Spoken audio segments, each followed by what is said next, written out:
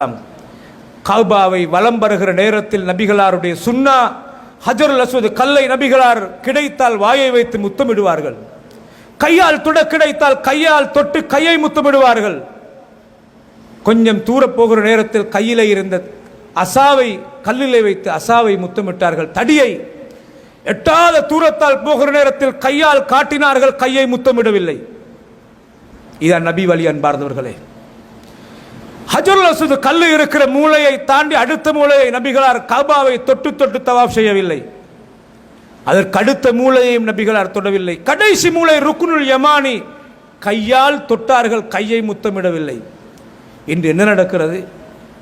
கிடைக்கிற எல்லாத்திலும் வாயை வைத்து முத்தமிடுகிறார். மொத்த கஅபாவையும் சல்லியை கொண்டு போய் அதில் தேய்த்து அதை சாக்கிலே போடுகிறான் பரக்கத் என்று சொல்லி. நாம் கஅபாவை வணங்குகிறவர்கள் அல்ல, நாம் கஅபாவுடைய ரப்பை வணங்குகிறவர்கள் அன்பார்ந்தவர்களே. கண்ணியமான பெருமக்களே, கஅபாவை ஒரு நாள் உமர் ரலியல்லாஹு அவர்கள் தவாப் செய்து கொண்டிருக்கிற நேரத்தில் ஒரு மனிதர் ஹஜருல் அஸ்வத் கல்லு மூலையும் தொட்டுவிட்டு அடுத்த மூலையும் தொட்டு தொட்டு தவாப் செய்கிறார் ஹஜ்ஜிலே. புகாரில் வருகிறது. உடனே அந்த மனிதரை அழைத்து, நீங்கள் நபியுடைய ஹஜ்ஜை படிக்கவில்லையா? அப்படித்தான் கேட்டார்கள். நீங்க ஹஜ்ஜுக்கு போ தயாராக இருக்கிற காலத்தில் வீடு வீடாக சென்று சலாம் கொடுக்கிறதுல நீங்க அறிமுகம் இல்லாத எல்லாட்டும் சொல்லணும் என்று கட்டாயம் கிடையாது. பயணம் என்ற அடிப்படையில் நெருக்கமான ஒருத்தருக்கு சொல்வதில் பிழை இல்லை. நீங்கள் குற்றம் இழைத்தால் மன்னிப்பு கேட்பது என்பது நல்ல சந்தர்ப்பம். கண்ணியமான சோழர்களே, பெருமையும் முகஸ்துதியும் வந்துடாமல் காப்பாற்றிக் கொள்ளுங்கள். ஹஜ்ஜ படிக்கிறதுல கவனம் எடுக்காமல் இருக்கிறத பார்க்கலாம். ஒன்றும் தெரியாமல் என்னை வழிகாட்டி ஹசரத் எதை சொல்றாரோ அதை செய்யறது, தெளிவில்லாத மக்களாக போறத பார்க்கலாம். ஹசரத் சில நேரத்தில் பிழையான் ஒன்றுக்கு வழிகாட்டினால் அதையும் செய்கிறதை பார்க்கலாம். ஹசரத் உமர் ரலியல்லாஹு அன்ஹு கிட்ட கேட்டார்கள், இவர் நபியுடைய ஹஜ்ஜை படிக்கவில்லையா? அல்லாஹ்வுடைய ரசூல் ஹஜருல் அஸ்வத் கல்லை முத்தமிட்டார்கள், ருக்னுல் யமானியை தொட்டால், மற்ற ரெண்டு மூலையும் தொடவில்லை சொன்னார்கள். இதான் தஅவா. முஆவியா ரலியல்லாஹு அவர்கள் கஅபாவை ஹஜ் செய்கிற அவருடைய ஆட்சி காலத்திலே கஅபாவை வலம் வருகிற நேரத்தில் ஹஜ்ரத் அப்துல்லா இப்னு அப்பாஸ் ரலியல்லாஹு அவர்களும் பெரிய ஒரு முஃப்தியாக இருக்கிற நேரம் அவரும் ஹஜ்ஜுக்கு வந்திருந்தார். கஅபாவை வலம் வருகிற நேரத்தில் முஆவியா ரலியல்லாஹு அவர்கள் கஅபாவுடைய 4 மூலையையும் தொட்டு தொட்டு அமீருல் முஃமினீன் அடிப்படையில் கிட்ட நெருங்கி தவாப் செய்கிறார். எல்லாத்தையும் தொட்டு கொண்டு, இது முஸ்னத் அஹ்மதிலே இந்த ஹதீஸ் பதிவாக இருக்கிற சஹீஹ். 4 மூலையும் தொடுகிற நேரத்தில் கிட்ட நெருங்கி கேட்டார்கள் அப்துல்லா இப்னு அப்பாஸ் ரலியல்லாஹு அன்ஹு, அமீருல் முஃமினீன், இந்த தீனுக்கு பங்காற்றுவ இப்படித்தான். பிழையை காணுகிற நேரத்தில் அந்த மனிதனை திருத்துவது என்பது இந்த தீனுக்கு செய்யும் பங்களிப்பு அன்பார்ந்தவர்களே.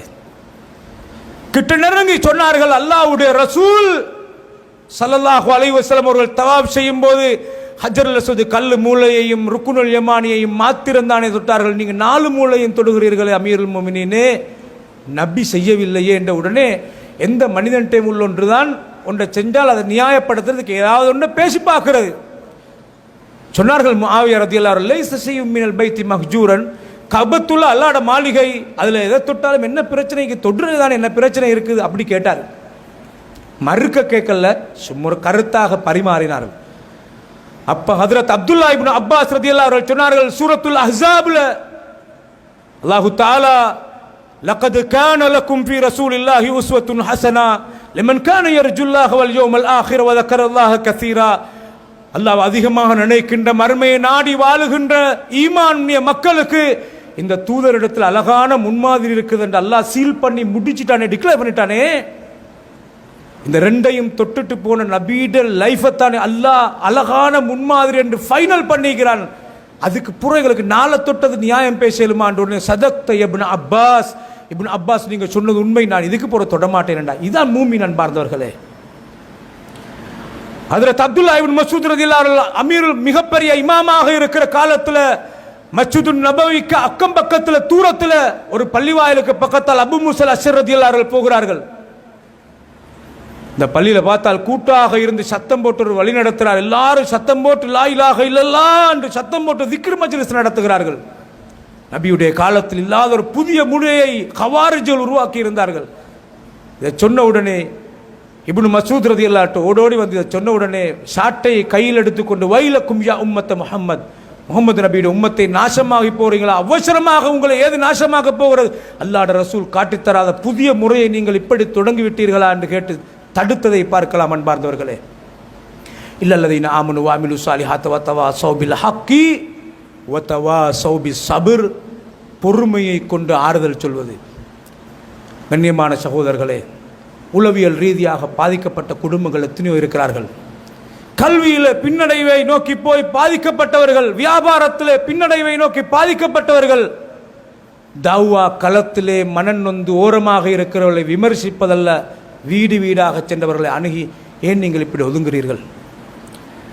நாங்க ஹக்குல உறுதியாக இருக்கோம், மௌத்து வரைக்கும் இதில் உறுதியாக இருக்கோம். சப்ரன் யா ஆல யாசிர் ஃபைன்ன மௌஇதகுமுல் ஜன்னah. நபிகளார் சொன்னார்கள், என்னால் ஒன்றும் செய்ய இயலாது, யாசிரின் குடும்பமே சித்திரவதை கொடுமைப்படுத்துகிறார்கள், பொறுமையாக இருங்கள், நீங்க மௌத்தான உங்களுக்கு சுவர்க்கம் கிடைக்கும். கிடங்கு வாசிகளின் சரித்திரத்திலே சப்ரன் யா உம்மி, என்ற உம்மாவே நீங்கள் பொறுமையாக இருங்கள், ஃபைன்னகி அலல் ஹக், நீங்க சத்தியத்தில் இருக்கிறீங்க, நீங்க இந்த கிடங்குல பாயுங்க, நீங்க கொள்கை மாறாதேங்கன்னு சொன்னார்கள். அந்த சின்ன குழந்தை அல்லாஹ் பேச வைத்தான். ஆளுக்கால் அறிவுரைகள் செய்து ஆளுக்கால் ஒரு நோயாளியை சந்தித்தால் கடும் நோய்வாய்ப்பட்டு கொண்டிருக்கிறார், பொறுமையாக இருங்கள், அபஸதஹுருன் இன்ஷா அல்லாஹ், அல்லாஹ் உங்களுக்கு நல்ல சுகத்தை தருவான், பொறுமையாக இருங்கள். ஆளுக்கால் உபதேசம் செய்து கொள்வது. எங்கே ஒருவன் கீழே விழுகிறான், தருணம் பார்த்து அன்னால் பிசினஸ் சரியான லொஸ்டாம், எள்ளி நகை ஆடுகிற தருணம் தேடி இருக்கிற ஷமாத்தத்துல் அதா, எதிரி பார்த்து சிரிக்கிற நிலைமை ஆபத்தானது. இந்த நிலைக்கு போய்விடக்கூடாது அன்பார்ந்தவர்களே.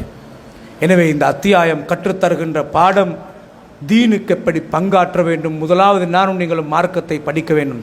இரண்டாவது சஹீஹான அமலை சரியாக விளங்கி அமல் செய்ய வேண்டும். மூன்றாவது தௌவா செய்ய வேண்டும்.